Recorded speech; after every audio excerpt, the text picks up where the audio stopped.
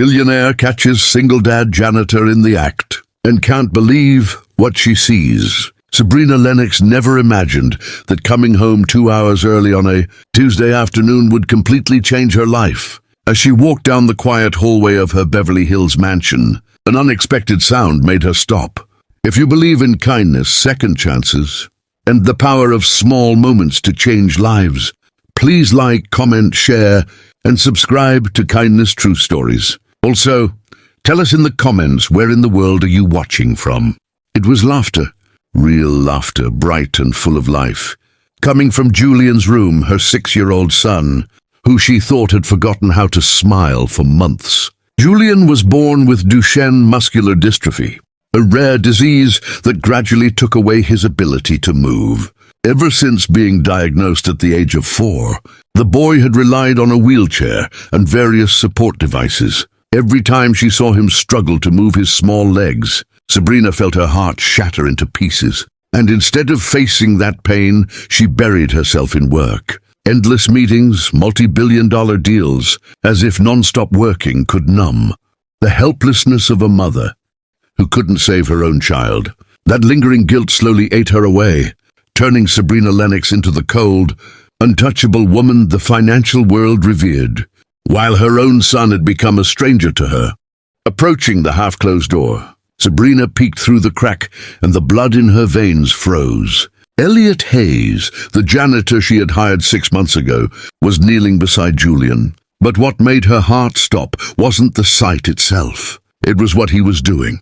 Elliot was gently supporting the boy's frail legs, guiding Julian through each movement with the precision of a professional physical therapist. The boy giggled as Elliot encouraged him with a soft humming tune, singing and counting the rhythm. Those rough hands, calloused from cleaning, moved with astonishing skill, precise, tender, and confident, more so than even the top therapists Sabrina had paid thousands of dollars per session. "Come on, little man," Elliot whispered. "Remember what we talked about yesterday? You're a brave warrior." Julian took a deep breath, gathered all his strength, and lifted his trembling legs a few inches off the ground. His eyes lit up. Elliot smiled and clapped softly. "That's it. You're getting stronger every day, Julian." Sabrina stood frozen, overwhelmed by a storm of emotions. Anger that an employee had dared to interfere with her son's treatment. Confusion at seeing her child's sudden progress in just a few minutes, and heartbreak as she realized the person who could make Julian laugh wasn't her. Perhaps deep down there was also jealousy, the kind she didn't even dare admit to herself. But there was something else. Elliot spoke to Julian using precise medical terminology, referencing muscle groups, tension points, extension techniques, so naturally that it sent chills down Sabrina's spine. How could an ordinary janitor understand the human body with such expertise? That mystery clung to her mind, refusing to let go. Elliot Hayes, 34, came from a small village in Oregon. His tousled brown hair, deep blue eyes tinged with sorrow, and rare but warm smile felt like early winter sunlight. His hands were calloused, his back slightly stooped, traces of years spent doing hard labor. 6 months ago, when Sabrina Lennox interviewed him through a staffing agency, the first thing that caught her attention was his gaze, steady, intelligent, and oddly out of place for a man applying for a janitorial position. She had hired him on the spot, impressed by his quiet demeanor and references. But now she wondered if she had missed something crucial. As she watched, memories flooded back. Julian's diagnosis, the frantic search for treatments, the hope that dwindled with each failed therapy. Sabrina had built walls around her heart, focusing on her empire as CEO of Lennox Holdings, because controlling billions was easier than confronting the uncontrollable fate of her son. Yet here was Elliot, a mere janitor, breaking through those walls with simple kindness and unexpected skill. The session continued, with Elliot guiding Julian through gentle exercises, each movement designed to maintain muscle tone and flexibility, crucial for Duchenne patients. He explained the science behind it in child-friendly terms, calling Julian's muscles superheroes that needed daily training. Sabrina's anger melted into curiosity, then into a pang of guilt. She had been absent, relying on paid professionals, while this man, who she barely knew, had taken the time to connect with her son on a human level.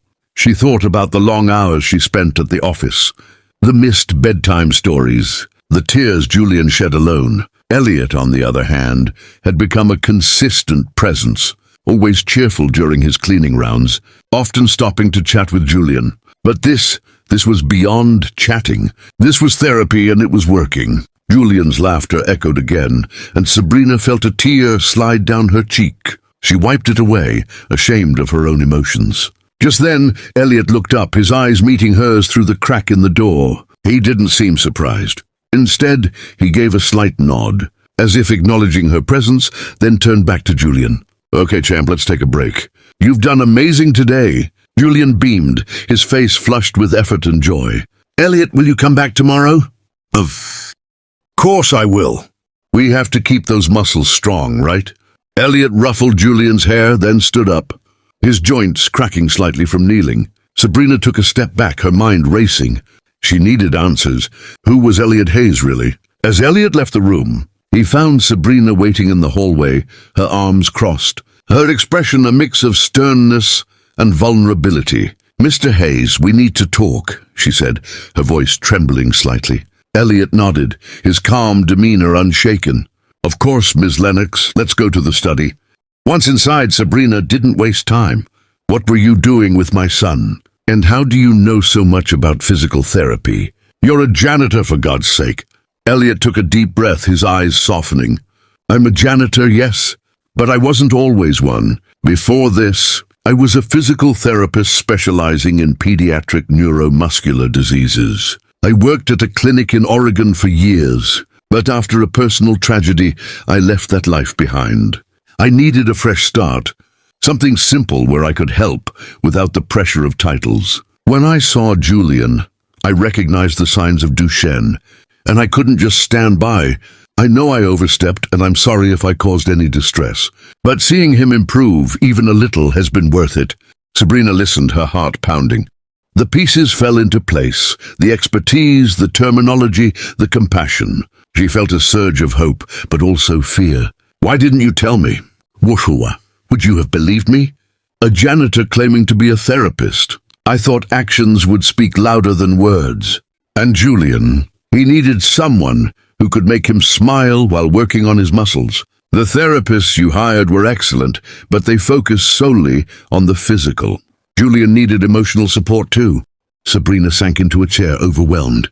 All this time, she had been searching for a miracle cure, while the real miracle was in front of her, a man who cared enough to use his skills in secret. "From now on, I want you to work with Julian officially. I'll pay you whatever you ask." Elliot shook his head. "I don't want money, Miss Lennox. I just want to help Julian. But there's something you should know.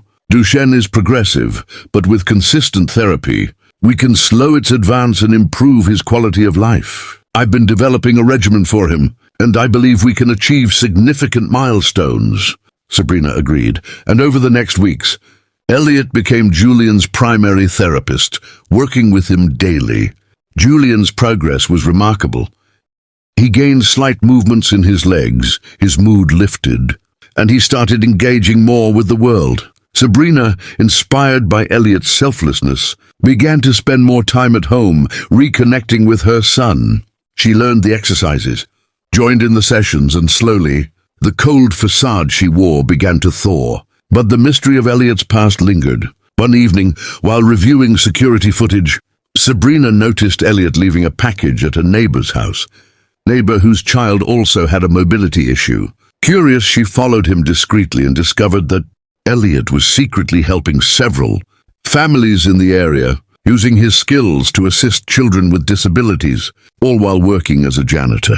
When she confronted him, Elliot explained, "I made a promise to myself after losing my own sister to a similar disease. I wouldn't let any child feel alone in their struggle. It's not about recognition, it's about kindness." Sabrina was moved beyond words. She realized that Elliot's actions were changing, not just Julian's life, but hers too. She started a foundation in Julian's name to support children with Duchenne, with Elliot as the lead therapist. The story of their journey spread, touching hearts everywhere. And this is just the beginning. If you're curious about how Elliot's one small act that night completely shattered and rebuilt Sabrina's world, and to discover more inspiring true stories of kindness and transformation, don't forget to subscribe to our channel, Kindness True Stories. Like, share, and subscribe to follow the next chapter of this heartwarming tale. Because every day, ordinary people like Elliot are doing extraordinary things. And at Kindness True Stories, we bring these stories to you to remind you that hope and compassion can change lives. Stay tuned for more updates on Sabrina, Julian, and Elliot. And join our community by hitting that subscribe button and ringing the bell for notifications. Your support helps us share more stories that inspire and uplift. Thank you for being part of the Kindness True Stories family.